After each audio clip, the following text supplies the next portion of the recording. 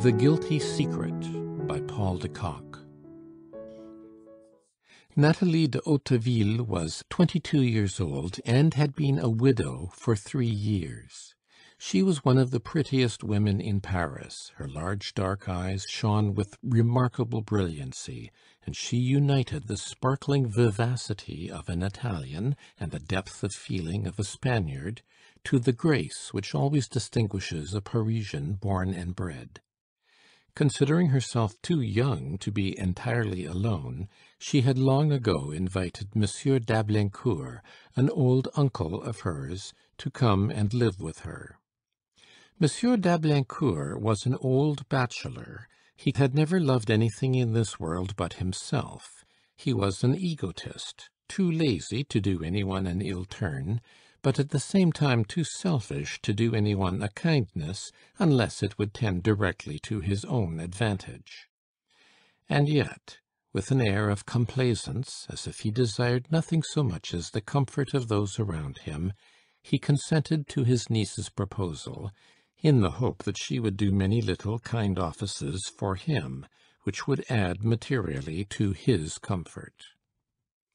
Monsieur d'Ablincourt accompanied his niece when she resumed her place in society, but sometimes when he felt inclined to stay at home, he would say to her, "My dear Nathalie, I am afraid you will not be much amused this evening.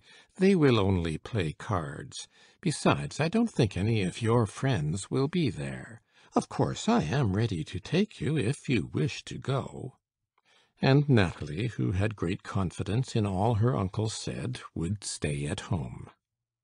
In the same manner, Monsieur d'Ablincourt, who was a great gourmand, said to his niece, "My dear, you know that I am not at all fond of eating, and am satisfied with the simplest fare, but I must tell you that your cook puts too much salt in everything. It is very unwholesome."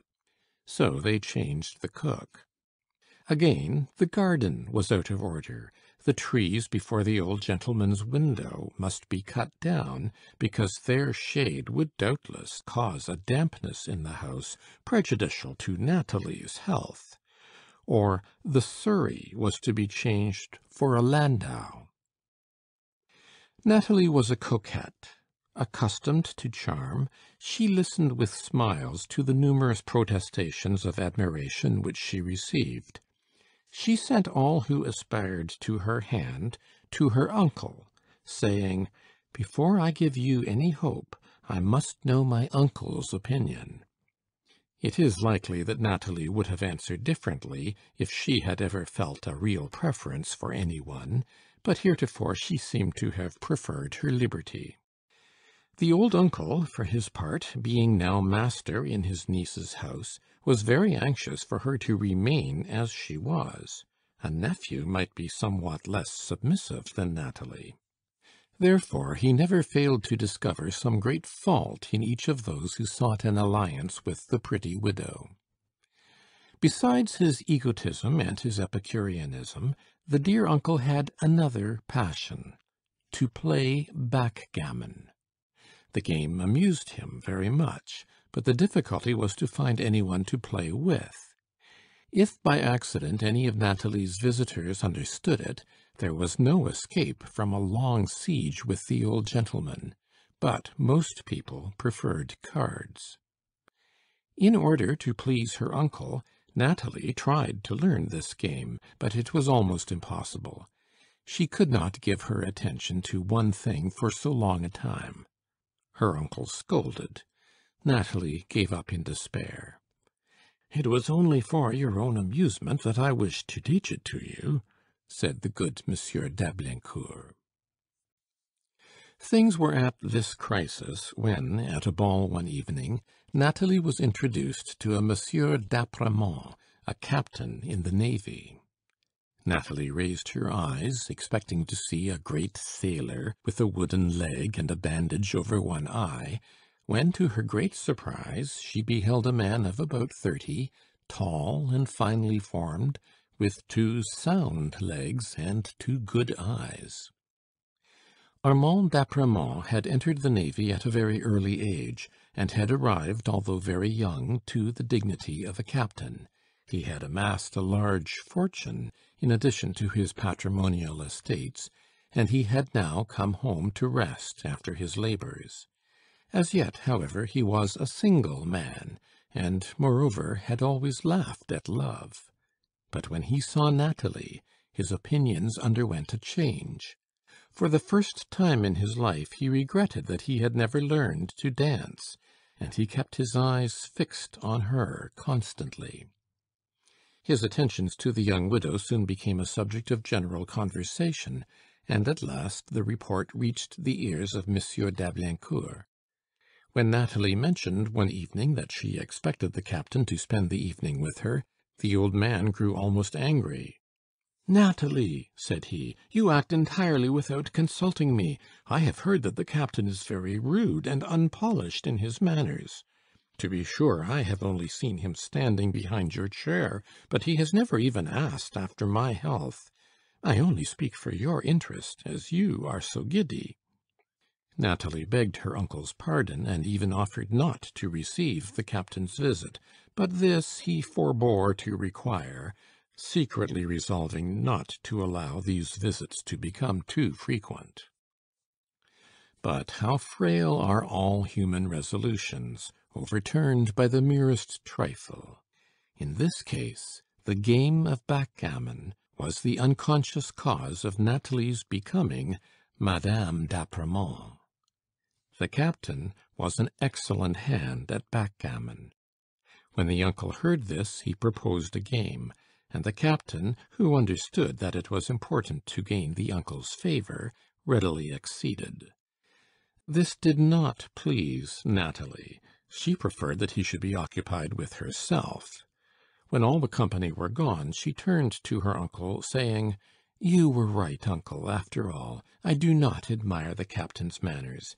I see now that I should not have invited him."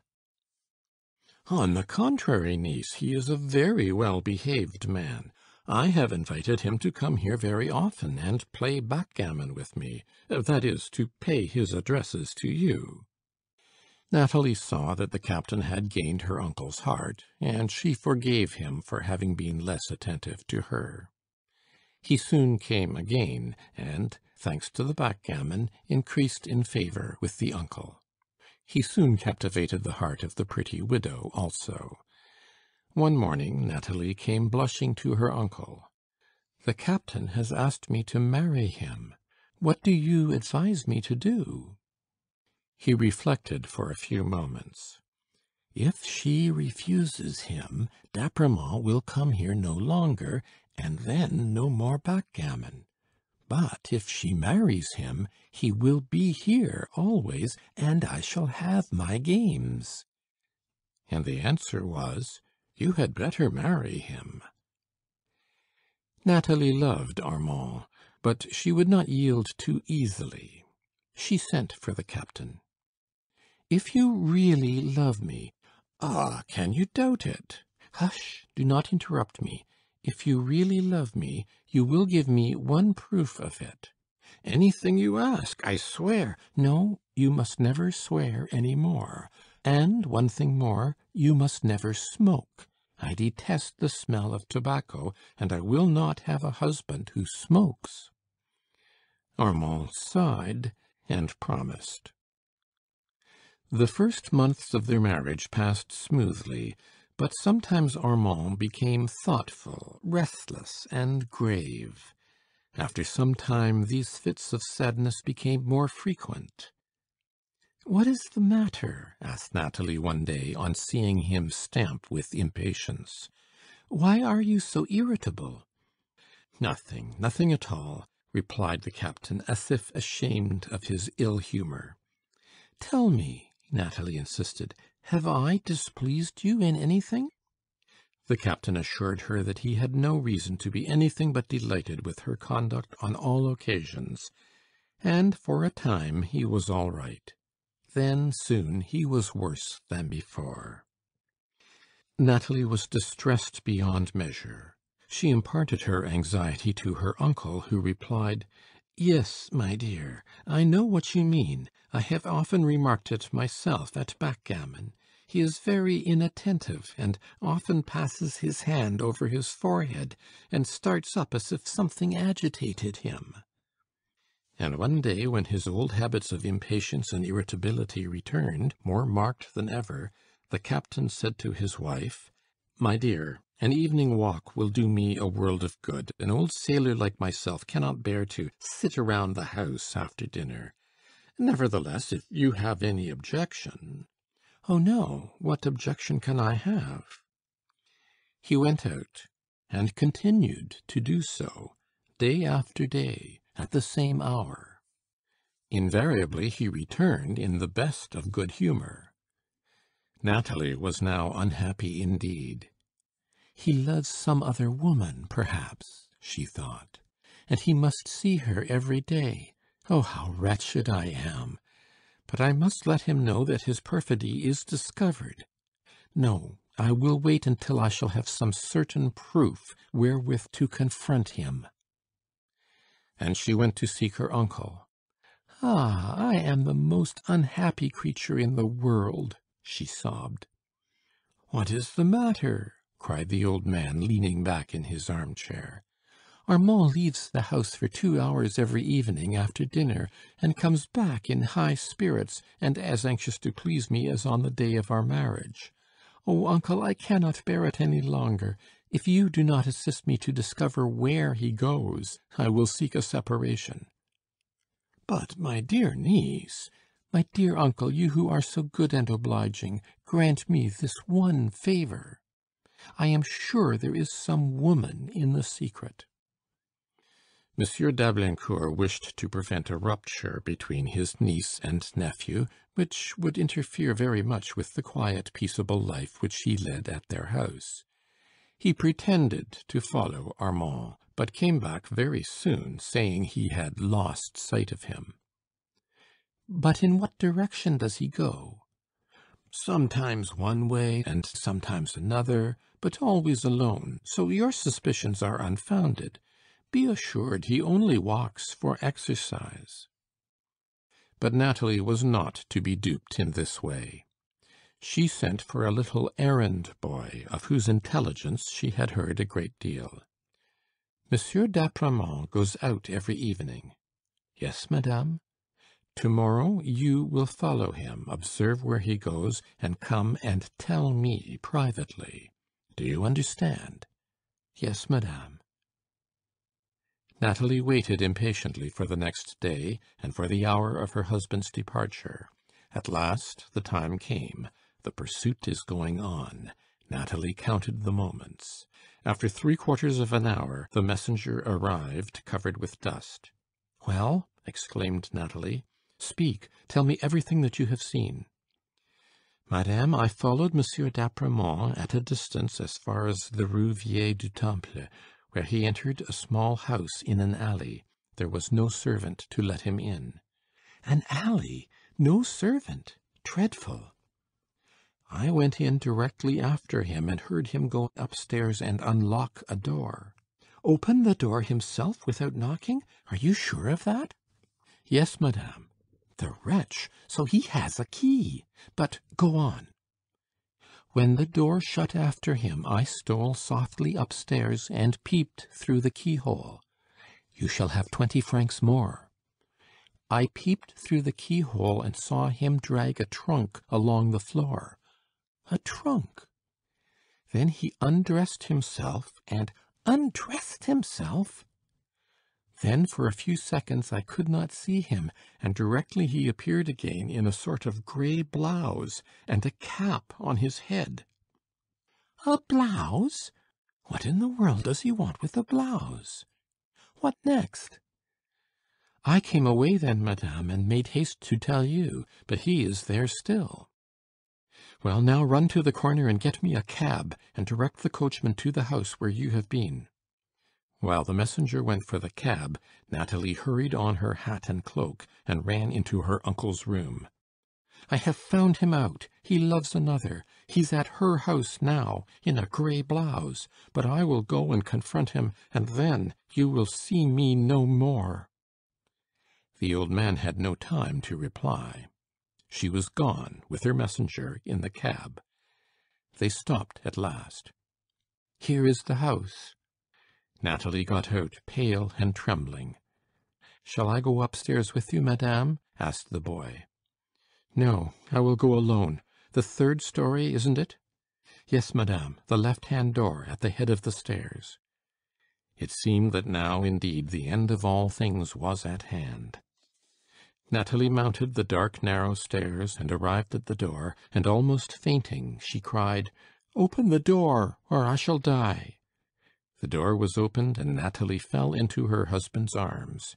He was alone in the room, clad in a grey blouse, and smoking a Turkish pipe. "My wife!" exclaimed Armand in surprise. "Your wife, who, suspecting your perfidy, has followed you to discover the cause of your mysterious conduct." "How, Nathalie, my mysterious conduct? Look, here it is," showing his pipe. "Before our marriage you forbade me to smoke, and I promised to obey you. For some months I kept my promise, but you know what it cost me. You remember how irritable and sad I became. It was my pipe, my beloved pipe, that I regretted. One day, in the country, I discovered a little cottage where a peasant was smoking. I asked him if he could lend me a blouse and cap, for I should like to smoke with him, but it was necessary to conceal it from you, as the smell of smoke remaining in my clothes would have betrayed me. It was soon settled between us. I returned thither every afternoon to indulge in my favorite occupation, and, with the precaution of a cap to keep the smoke from remaining in my hair, I contrived to deceive you. This is all the mystery. Forgive me." Nathalie kissed him, crying, "I might have known it could not be. I am happy now, and you shall smoke as much as you please at home." And Nathalie returned to her uncle, saying, "Uncle, he loves me.